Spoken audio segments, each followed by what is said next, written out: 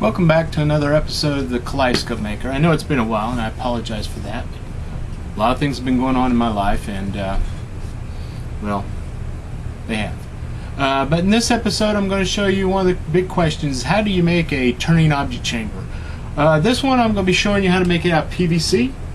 It's called the pin method. As you see there, it has some screws and this is what it looks like. And I'm going to show you how to make it. As you see, it doesn't pull apart. And it turns.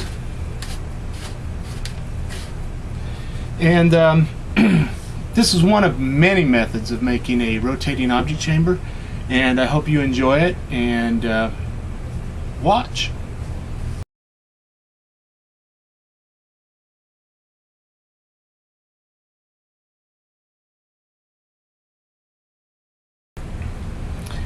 Hello and welcome back to another episode of the Kaleidoscope Maker. I know it's been a while and I apologize for that, but I've been quite busy and a lot of things have been going on in my life. If you've viewed the first update I have. Anyhow, I plan to describe maybe one or two here of the methods of creating rotating object chambers. I'm going to be doing it out of PVC just because that's what I had handy. I don't have the machine shop to work in certain metals, although I could do it if I had the tools. Although you can take what you learn here and pass it on to a machine shop and do this out of metal. You can do it all out of almost any kind of material or stock that you have. You can have them made. But I don't know of anybody who sells this stuff as is unless they get it machined or made by somebody. But I'm going to show you the techniques that you can then, again, like I said, pass on to somebody else.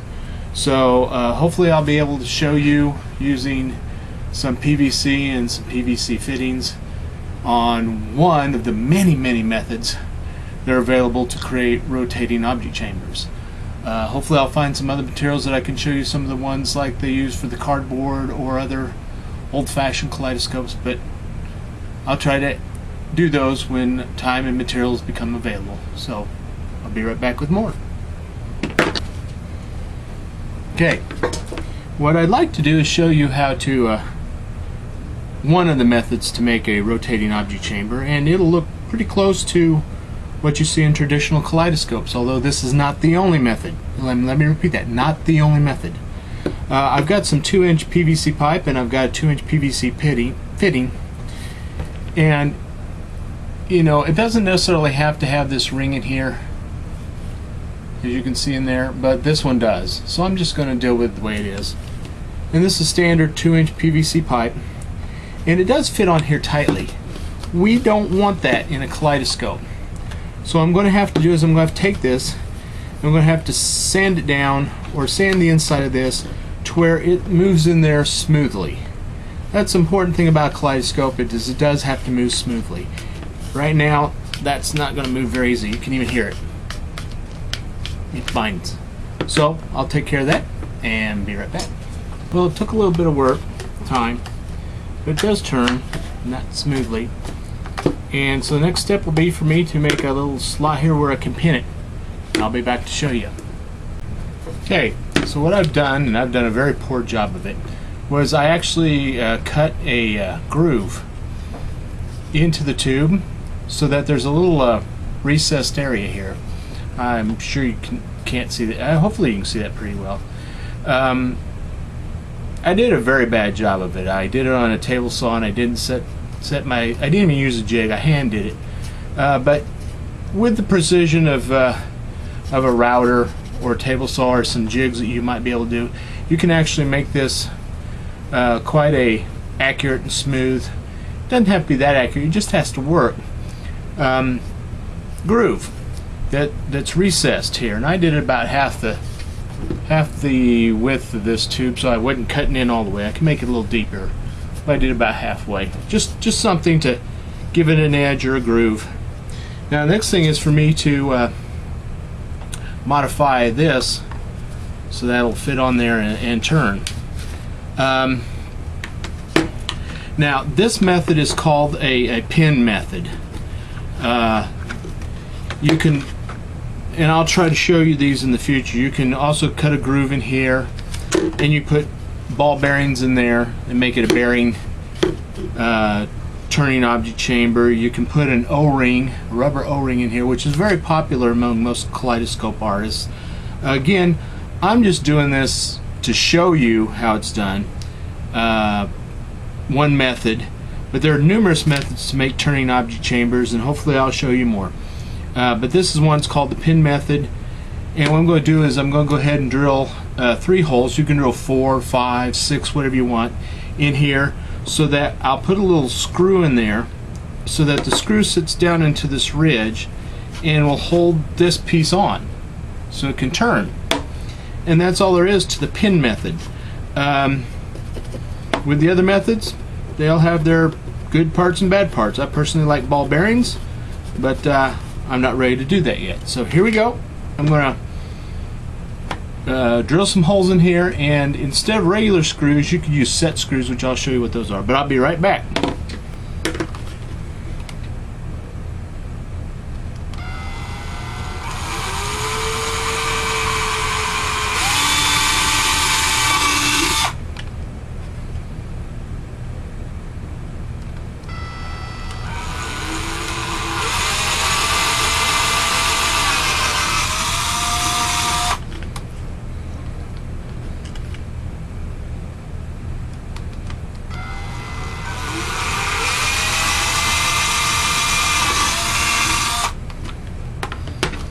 So I drilled 3 holes in here, which I'm going to put screws in. And just to show you what a set screw looks like, I'm not going to be using them, but you see they have no heads. You use an Allen wrench to put them in there. As a matter of fact, this one would be the correct size. I'd have to thread that a little bit, but I could tighten that in there and thread it. And you can use those, and thus you can cover up the holes. But I may do that. But anyhow, I'll be back and show you how to do this. So I'm screwing just regular machine screws in here. You can use decorative finials, whatever you want. Again, the set screws work fine. But as you can see, these will screw into these little holes. And then what they'll do is they'll stick in there. You see them sticking out? They'll fit into that little ring. So I'm going to back them off.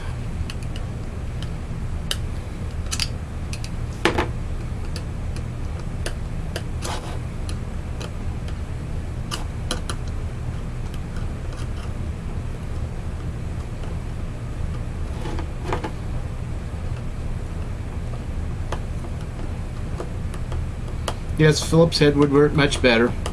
There are many other ways to do things. And that's the nice thing about kaleidoscope making. There's many ways to accomplish the goal you want to accomplish. And again, for a turning object chamber, this is just one. So now it'll fit over here. Make sure I haven't backed out all the way.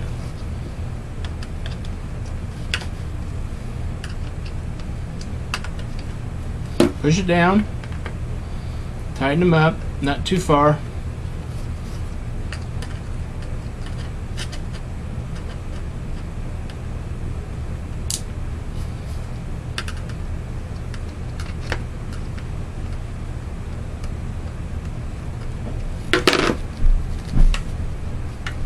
I think I've got that too tight, or else I have my groove wrong.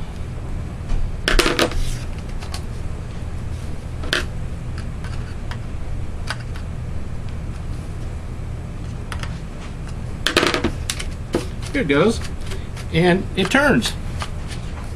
Not well, because again I haven't made it very precise.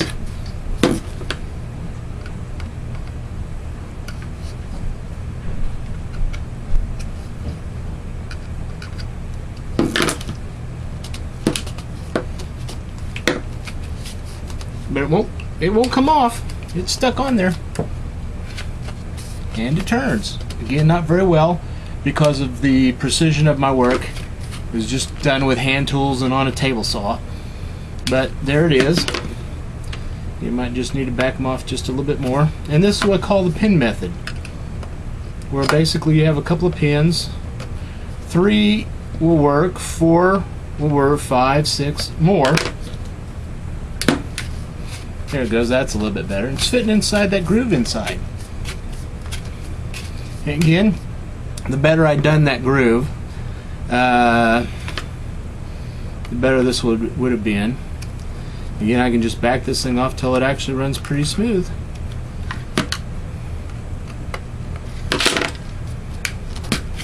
There it goes, pretty good. Again, not great, but that's one of the methods. This, as you see, won't come off, and that's the pin method. Again, these can be decorative. You can have more of them on there. You can actually use it to turn.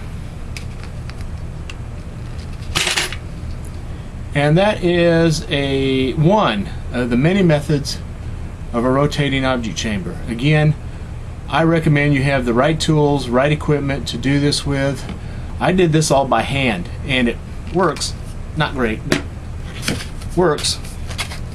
I could fine it up with files and other things,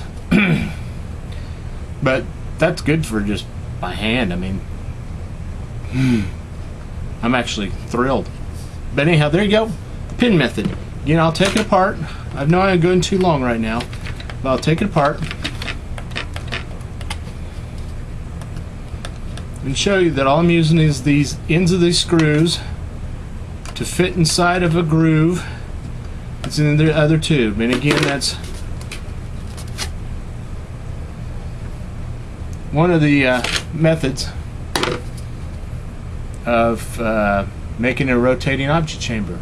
I shall again return with more if and when I get the materials, time, and resources to do it, and I hopefully will be able to do that. I'd love to continue showing you more about kaleidoscope making, and the fine arts of it. So, see you soon.